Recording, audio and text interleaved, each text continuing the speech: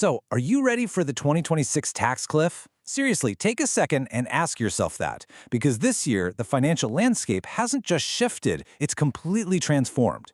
The new One Big Beautiful Bill Act, or OBBBA as everyone's calling it, has totally rewritten the rules. And honestly, if you aren't prepared for these massive macroeconomic and tax changes, you're literally just leaving a fortune on the table.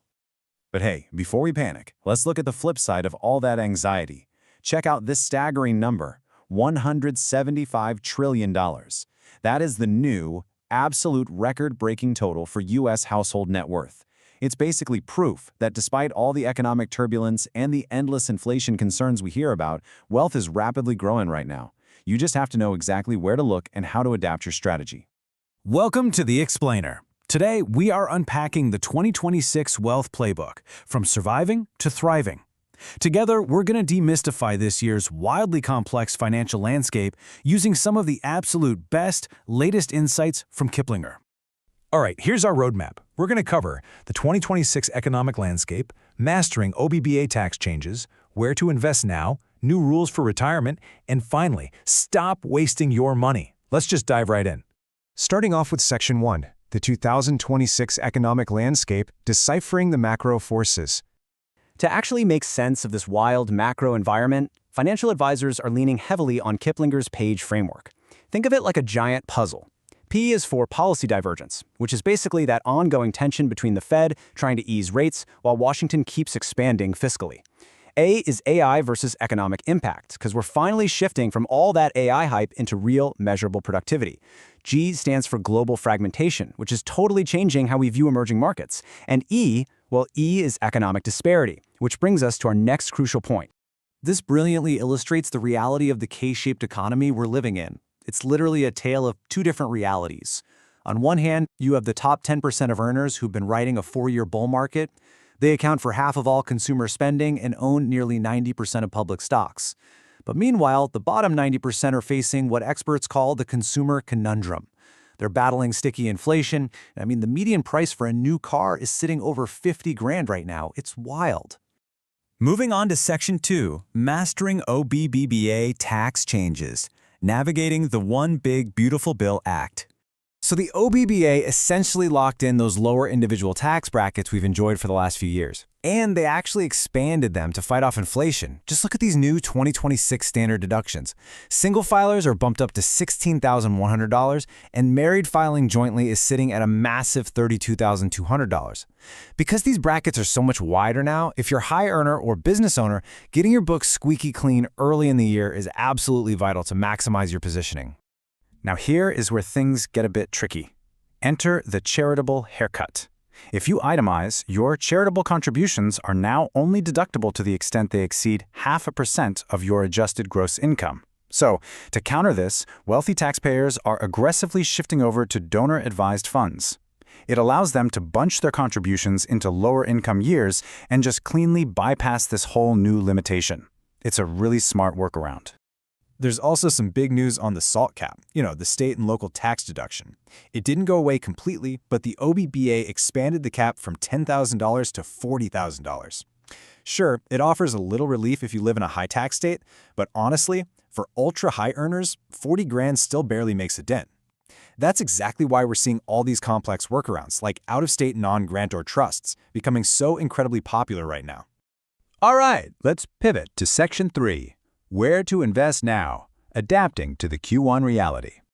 Right now, Wall Street is overwhelmingly bullish. They've got a consensus S&P 500 target of 7,600 for 2026. And no, this isn't just speculative fluff. This target is heavily driven by that shift we talked about earlier, moving from initial AI excitement into tangible, measurable corporate productivity gains. At the exact same time, you've got to respect the inflation hedges. Look at gold. It surged 9% in just the first quarter of 2026, breaking well over $4,600 an ounce. It's serving as this really powerful traditional shelter while the Federal Reserve wrestles with that stubborn, sticky inflation. So, what does this all mean? Where is the smart money actually pivoting? Well, as the market rally broadens out, we are seeing some highly targeted plays. Investors are looking at the physical backbone of AI. Think things like data center cooling and power grids. They're jumping into emerging markets, specifically India and Vietnam, to capitalize on deglobalization. They're also targeting regional banks that are perfectly poised for M&A activity, and they're scooping up what you might call unloved, conventional energy stocks that happen to boast massive free cash flows.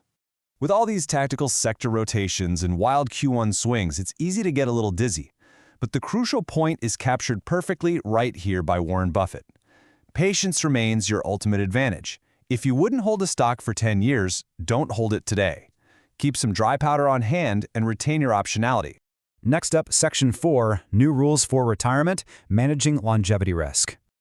Thanks to Secure 2.0, the tools for building your nest egg are getting a major upgrade. Your base 401k limit in 2026 is now $24,500. But take a look at that bottom row. If you happen to be between the ages of 60 and 63, you now have access to a massive super catch-up of $11,250 annually. This is literally an unprecedented opportunity to just stuff your accounts right before you hit the finish line. But yeah, there's always a catch, right? For high earners, it's called Rothification. If your wages were over $150,000 last year, you must make those catch-up contributions using after-tax dollars into a Roth account.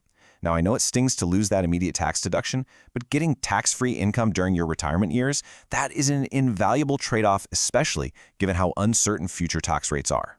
And if you're already in retirement, the OBBBA actually threw you a bone with something fantastic called the senior bonus.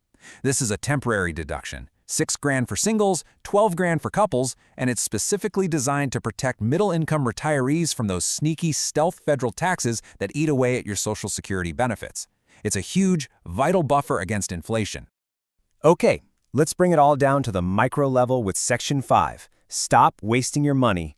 Everyday micro decisions. Take healthcare, for example. We are seeing this massive trend called geographic arbitrage. Literally, you could need a dental crown, and it'll cost you $1,600 in an upscale Austin zip code. But if you just drive 15 miles to a rural town, that exact same procedure is $600. A 15-minute drive just put $1,000 directly back in your pocket. You also need to ruthlessly audit your subscriptions. And wait, actually, scratch that. It's not just about cutting things out, it's about optimizing. The Kiplinger team shared this brilliant anecdote where they creatively combined a win-back promotional offer with a hidden American Express statement credit. They managed to slash a Peacock streaming bill from $110 down to just $17 for the entire year. Check your credit card perks and for sure kill those automated subscribe and save orders you totally forgot you had. Finally, we have to talk about security. In 2026, digital hygiene absolutely is financial defense. With the crazy rise of AI voice cloning and these incredibly sophisticated modern scams, you really must implement this three-part cybersecurity stack. 1. You need complex passwords, over 12 characters, managed by a secure app. 2. You need hardware-based physical security keys. And 3. Facial recognition to authorize any major transactions. It is simply non-negotiable today. We have covered a tremendous amount of ground today, from the macro forces of the Page framework all the way down to the tactical execution of the OBBBA tax laws and your daily security habits. But I want to leave you with this one final provocative thought. At the end of the day, money is just a tool. How will you assign your wealth to align with your deepest values in 2026? Don't just sit on all this information. Go out and take purposeful action with your financial plan today.